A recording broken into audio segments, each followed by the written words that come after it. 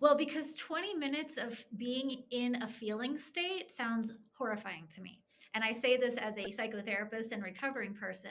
I think this whole shift towards let's be in our bodies, let's be in our feelings is good, but we need to what's called titrating, meaning just a little bit at a time, which, like you just said, feel the feelings, drift off, bring it back, come back to the breath, think the thought, disappear, come back in.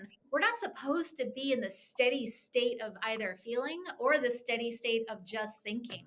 Too much on either end is going to sort of blow the circuits a little. So when you're like, Yeah. I'm sitting there feeling for 20 minutes, I'm like, holy shit, that sounds awful. Even in my most painful therapy sessions as a client, like with my therapist, we're in, and he's, assured my system of this, which is we're only going to be in a big pocket of giant feelings for maybe 90 seconds because your brain isn't going to be able to sustain more than that. Mm, We're not looking for pure feeling. We're looking for, can we go back and forth between the feeling state and the thinking state and the dissociated state and kind of create this web of existence that's not overwhelming to our physiology? yeah. Because all of the information is great, but all of it has to get filtered through. We're biological animals that live in bodies, and our brains can only tolerate so much before it's going to say nope.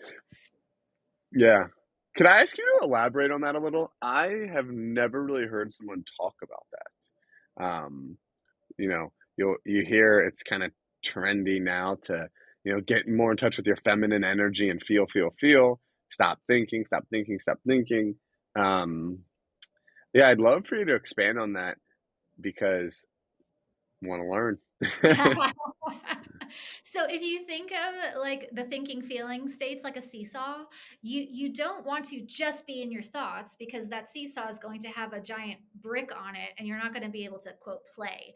But if you can smoothly transition between the thinking state and the feeling state and sort of go back, and our nervous system is organized the same way, right? We have a sympathetic system which brings us up, and we have a parasympathetic system which brings us down, or like the gas pedal and the brake pedal on a car. You need both. If you look out to nature, the physical world, for everything there is an equal and opposite. And our mental, emotional, spiritual wellness is the same. We can't stay in one state. We're not supposed to be static. We're supposed to have a dynamic system that can shift between states. So Hmm. I think of mental health as the ability and the capacity and the resources to shift between the states, not some Zen achievement of perma mindfulness. Like that sounds horribly boring, first of all. It Yeah. also ignores our humanity and our physiology. We are physiological creatures that have nervous systems and senses that interact with the world. So we don't want a static state of anything. We want to be able to shift between this. I can't drive a stick shift for shit. If you put me in a car with a stick shift, I'm going to really break things.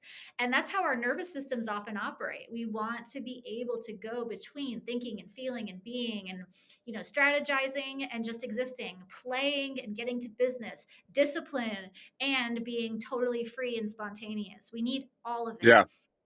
Yeah. That's really interesting. So, coming full circle with the kids, right? Kids are really good at that flexibility of their emotional state. Let it go and let it flow. That's Dan Millman says that in The Way of the Peaceful Warrior when he's talking about. I mean, a lot of people say it, but that's where my brain goes.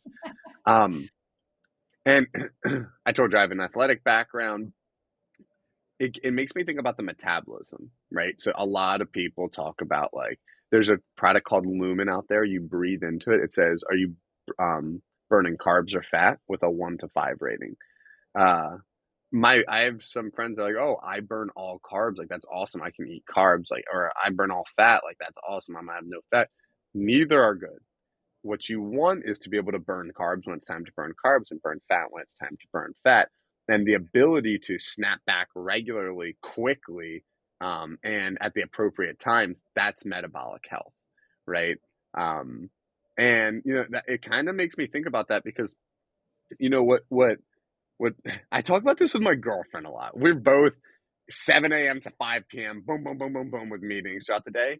But the second like 4 or 5 or 3 or 6, whenever we're done work, that hits. Like I just want to like snap the laptop shut and just be able to instantly dive into a deep conversation and go take a hike with her and like whatever. And we need to have the ability to do that. So I like that do you do, is there like practices or drills to teach that flexibility?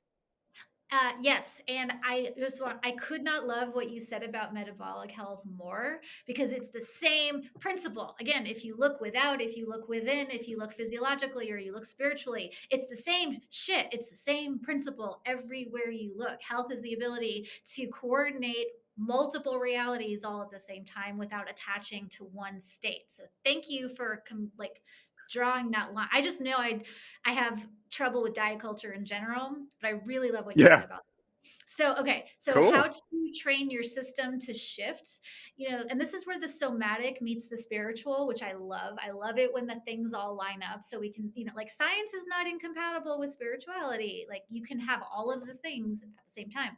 So, Yes. and this is with the working from home thing, which I love, but working from home makes it difficult because your brain has no signal that now it's time to shift. And so, Like if you want environmental signal? Yes. And that could be, when my husband and I get home, we change our clothes. Even if we're working from home that day, when we're done working, we change our clothes. Everything Cool. from what you are wearing to, changing your shoes to even what you smell like is going to help train your brain. Like when I was writing The Science of Stuck, I had a certain like perfume that I wore every day because that helped my brain downshift out of whatever I was doing into now it's time to get writing. Now it's time to get into that flow state. And smell, your olfactory sense, is a really powerful way to signal to your brain that we're doing something now.